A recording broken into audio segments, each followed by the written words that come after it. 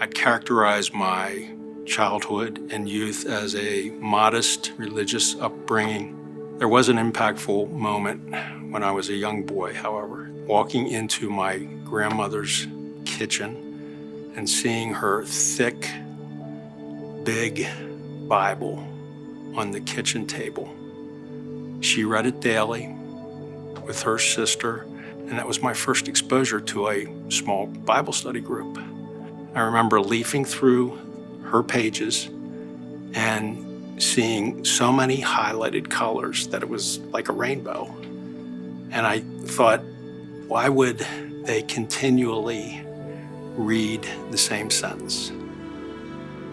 So fast forwarding, I had a very strong influence during the college years. Best buddy, Gary, and he was a devout Catholic, and I would say he introduced me to Jesus.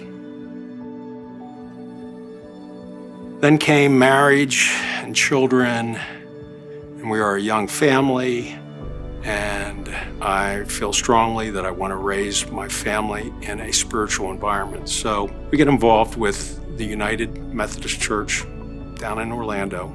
5 years later, we voluntarily moved back to the Mid-Atlantic. I'd say within 12 to 18 months, we landed at Grace. Brenda and I get involved in a small group marriage counseling session that's facilitated by Tim Siemens. Eventually, I realized Tim Siemens is my spiritual mentor. So he hears me one day mention that I'd love to read the Bible sometime in my life, but I just don't have the discipline for it. So at my 50th birthday party, he comes up to me and he says, here's your gift, a one-on-one Bible study with me.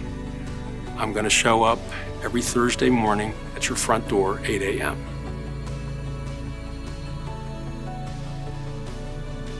And so we met every week, went through this curriculum. I'm sure probably took a year or so, and just asked questions, big picture questions about the Bible, and he got to read all the way through it.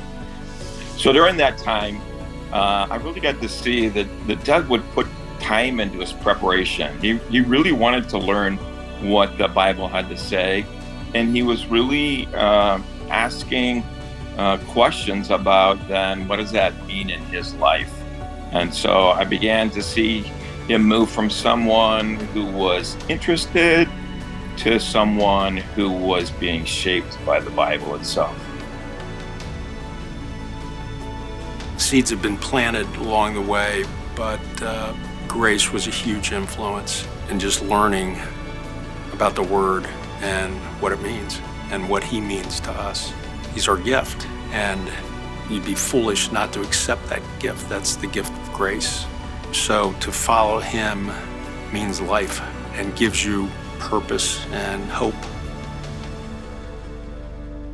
I was the only one not baptized in my men's small group Bible study. I refer to that as an accountability factor. And I'm likely in the fourth quarter of this life, and I want to finish strong. I no longer wish to remain bashful about my faith, and it's time to be a champion for Christ. My baptism signified my acceptance of Christ to be my leader and influence me to draw people to Him